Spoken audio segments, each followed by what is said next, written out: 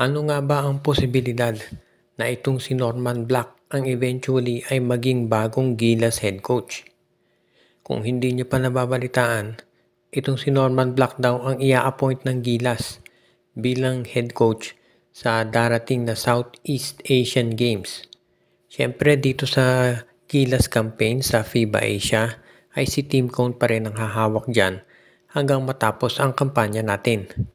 Pero ang tanong, ano ba mangyayari pagkatapos nito? Kasi maraming nagtatanong at nagsasabi na parang hindi na maganda talaga ang nagiging performance ng Gilas Pilipinas at mukhang kinakailangan na ng pagbabago. So mukhang susubukan naman daw nilang ilagay ngayon ay itong si Coach Norman Black. Alam naman natin na may winning pedigree itong si Norman Black at mula kolehiyo hanggang professional basketball ay alam na kung ano ang kaya nitong gawin.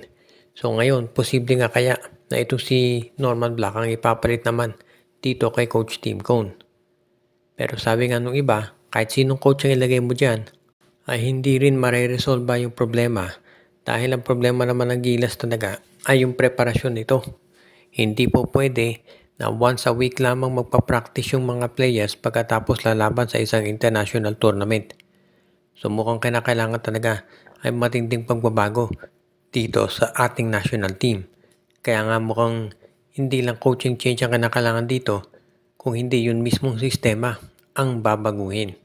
Kaya kinakailangan siguro pag-isipang mabuti ng PBA kung ano ba talaga ang pwedeng gawin dito para maayos na itong napakatagal nating sinasabing problema dito sa ating national team. Dahil hindi naman bago yung mga nagiging struggle ng Gilas Pilipinas. Kaya nga dyan nilagay si Coach Tim Cone in the first place dahil nahirapan itong si Coach Chot Reyes na humawak. Habang nag-handle itong Gilas Pilipinas ng iba't ibang mga issues, ay ito namang mga PBA teams ngayon ay nagre-ready na para dito sa darating na bagong season, kabilang na itong San Miguel Beermen. Ang San Miguel Beer ngayon ay humahanap na ng mga players na pwede nilang idagdag at kung sino-sino yung mga magiging trade assets nila. Sa ngayon mukhang ang magiging trade asset ng San Miguel yung malamang dyan itong si Andreas Cahilig.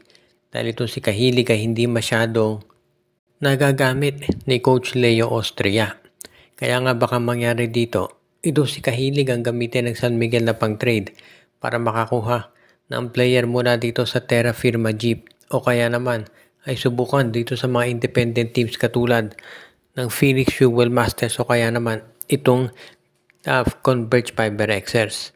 Alam natin marami pang pwedeng mangyari dito pero sa kasalukuyan yan daw yung pinag-aaralan ni Coach Leo Austria. Alam naman natin na mahusay na player ito si Cahilig, hindi lang talaga nabibigyan masyado ng playing time dahil loaded nga itong San Miguel. Plus yung laro ni Cahilig parang hindi masyadong akma dito sa San Miguel dahil ito'y power forward pero medyo undersized dito. At mukhang kinakailangan ng San Miguel ay yung isa pa talaga na makapaglalaro ng mas mahusay na sa posisyon na yan. Kaya hindi na ako magugulat kung ito si Cahilig ang i-trade nila. Alam din natin na medyo magiging matindi yung preparasyon ni Coach Leo Austria dito sa darating na Philippine Cup at pati na rin dito sa mga iba pang conferences dahil mukhang Grand Slam daw talaga ang binabalak nitong SMB.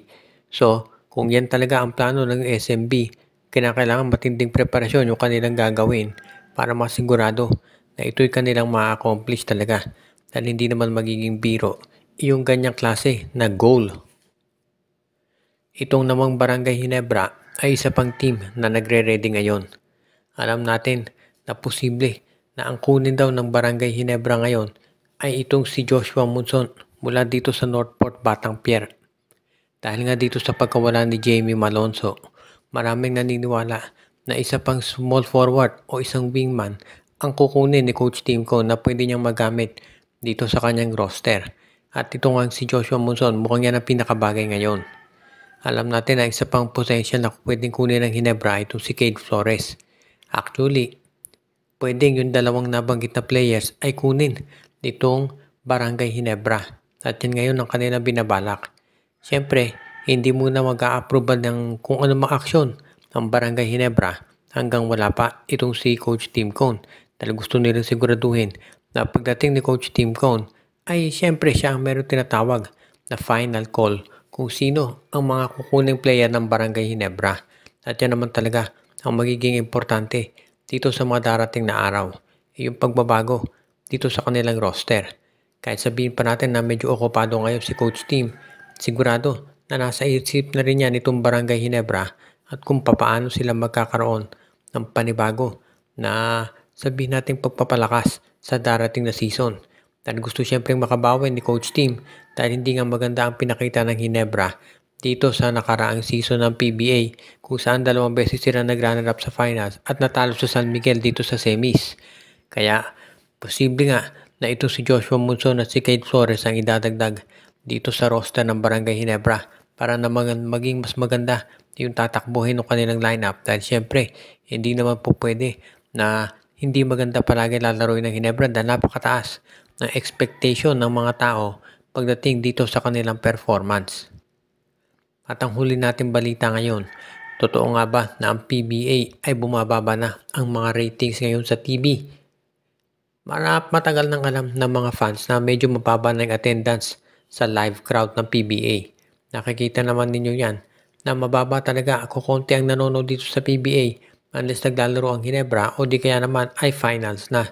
Kaya hindi nakapagtataka na marami nagtatanong kung bumaba na rin ba ang sabihin natin viewership ng PBA pagdating dito sa TV, sa live stream at iba pa.